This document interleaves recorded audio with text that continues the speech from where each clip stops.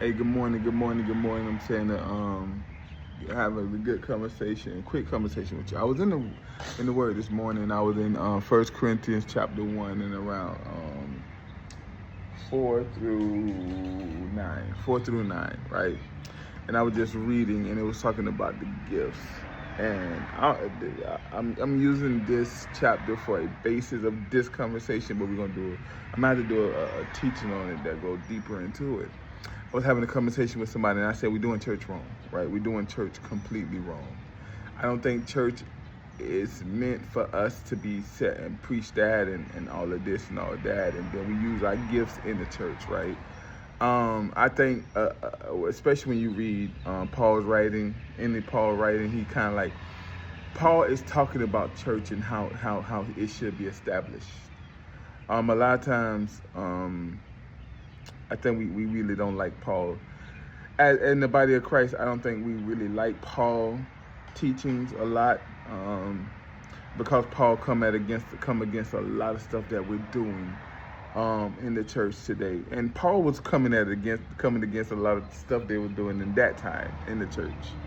When we look at the Acts and how they was starting church and everything, it was a place they came for refuge, right, after they was out in the world, after they was out there, right, doing work, and then they came back. So what church should look like is this, right? It should be a gathering of saints. After a long week, we should be coming together to rebuild each other. The way gifts should look is while we out trying to do the work for Christ, we using those gifts doing the work. That's the way it's supposed to look. We're not supposed to use our gifts in church. Unless you have certain gifts like healing and you need somebody healed in the church, but the gift's supposed to be used out there. It should be used out there going and helping people find Jesus.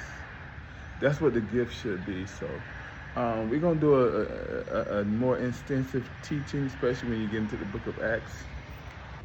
So this is a prequel conversation to a bigger teaching that we got to do.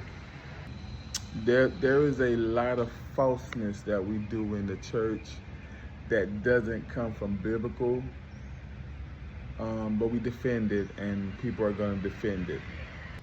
You know what I notice about people with tradition is, especially in the church, is my grandma said it, or my pastor said it, and all this, and it must be true. So what you're saying, I'm not going to listen to you, and I don't care. But biblically, I care about being right. I don't care to come up short to His glory because of what somebody else say. It's about what He say.